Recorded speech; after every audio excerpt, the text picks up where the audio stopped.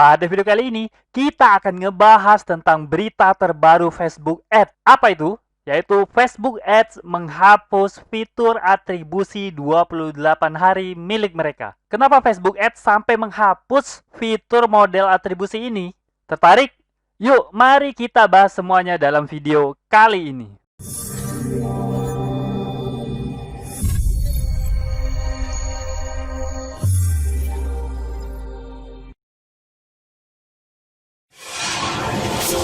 Assalamualaikum warahmatullahi wabarakatuh. Ketemu lagi bersama saya Kanada Kurniawan dan masih di channel kita Pro Jasa Web.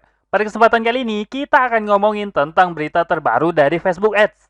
Apa itu? Itu adalah dihapusnya fitur atribusi 28 hari. Nah, apa pengaruhnya penghapusan fitur ini terhadap kita semua? Yuk, mari kita bahas semuanya pada video kali ini. Oke, pertama kali saya mendengar tentang berita dihapusnya attribution model ini pada website Search Engine Journal ya. Baru 12 jam yang lalu dibuat ini. Jadi langsung saya buat videonya ya. Karena menarik banget. Nah, buat teman-teman yang pengen baca langsung, itu ada di atas itu ya, alamat lengkapnya. Jadi, searchenginejurnal.com/Facebook Ads to remove 28 days attribution model. Nah, itu teman-teman bisa langsung kunjungi aja kalau penasaran tentang artikel aslinya. Oke, kita langsung bahas saja ya. Yang pertama, apa itu attribution model? Mungkin sebagian advertiser udah pernah makainya dan udah tahu banget apa itu attribution model. Nah, tapi bagi sebagian teman-teman yang belum tahu, yuk kita bahas sebentar mengenai attribution model ini.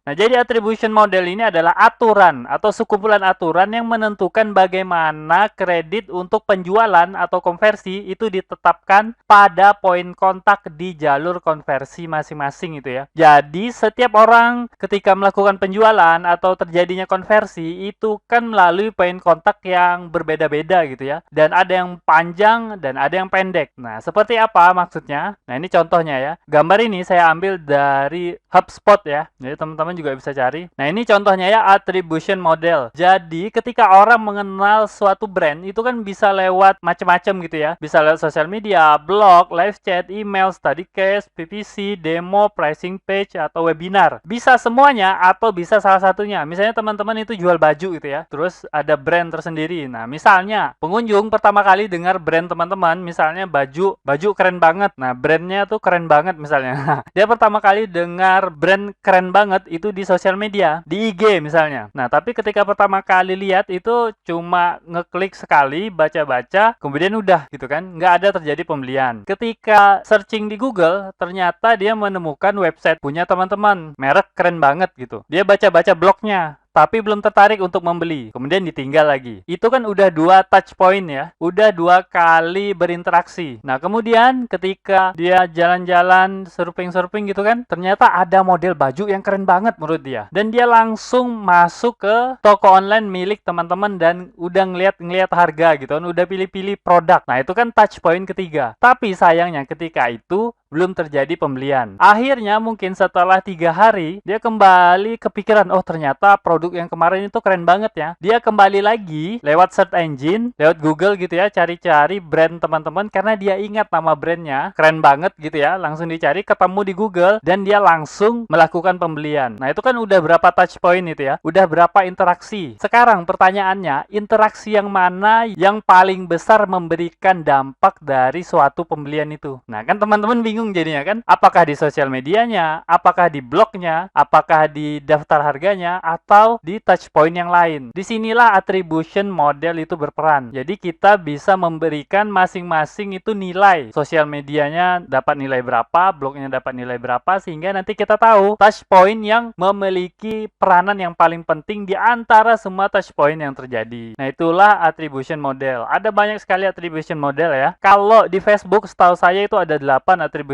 model. Kalau di Google Analytics itu ada 7 attribution model setahu saya ya. Dan masing-masing platform itu punya attribution modelnya. Nah, ini alamat YouTube-nya ya. Kalau teman-teman pengen tahu lebih banyak tentang attribution model, nah silakan ke alamat YouTube ini. Oke, kita lanjut. Lalu kenapa attribution Facebook Ads ini berubah? Nah, kenapa Facebook sampai menghapus attribution 28 harinya? Oh iya, satu lagi yang belum saya bahas ya. Jadi, semua touch point ini yang dilakukan mulai dari sosial media, kemudian membaca artikel, itu kan ada jangka waktunya. Bisa terjadi dalam beberapa hari gitu kan. Bisa seminggu, bahkan bisa lebih dari seminggu. Atau bisa juga lebih singkat, dalam 3 hari misalnya. Atau bisa dalam sebulan gitu kan, 28 hari terjadinya. Nah, inilah yang dihapus oleh Facebook. Jadi, Facebook itu menghapus attribution model yang 28 hari. Sedangkan yang lebih singkat, 7 hari dan selain itu, nah itu masih ada tetap bisa digunakan. Nah, pertanyaannya, mengapa Facebook sampai menghapus attribution model 28 harinya? Nah, ini jawabannya ya. Ini saya ambil juga tetap masih dari Search Engine Journal ya. Jadi, jawabannya ternyata itu gara-gara isu privasi. Di luar negeri, isu privasi ini sangat sensitif ya. Bahkan pada keluaran Apple terbaru itu udah ada pilihan bagi pemegang Apple untuk memilih gitu kan, apakah pengguna itu mau cookiesnya itu di-track sama semacam Facebook, Google, dan lainnya. Nah, mungkin kalau di Indonesia ini nggak terasa apa-apa ya. Kita mungkin kurang memahami gitu. Tapi yang jelas ini adalah gara-gara isu privasi. Isu pelacakan cookies yang dilakukan oleh Facebook. Nah, sekarang kita udah tahu kenapa kebijakan itu berubah ya, kenapa itu dihapus. Nah, kemudian kapan proses penghapusan ini terjadi? Nah, ternyata memang belum terjadi. Terjadinya tepat tanggal 12 Oktober. Jadi, buat teman-teman yang masih menggunakan attribution 28 hari ini, masih bisa melakukan persiapan. Yang pertama itu data historikalnya silakan di-download agar nggak hilang sama sekali gitu ya. Facebook mempersilahkan kita advertiser untuk mendownload data. Nah, kemudian selain itu juga teman-teman harus persiapin ya. Yang tadinya strateginya itu 28 hari harus berubah menjadi 7 hari. Karena memang 7 hari itu adalah jangka waktu yang terlama yang Facebook sediakan dalam platform iklannya. Nah, jadi ada dua ya. Teman-teman segera amankan data, kemudian siapkan strategi untuk beralih dari 28 hari menuju 7 hari. Oke, mungkin itu aja ya berita singkat yang dapat saya sampaikan mengenai Facebook Ads ini. Kita sampai kepada kesimpulan. Jadi simpulannya itu adalah milikilah data Anda sendiri, jangan tergantung dengan data orang lain. Jadi kalau kita bergantung kepada datanya Facebook, maka seperti inilah yang terjadi gitu ya.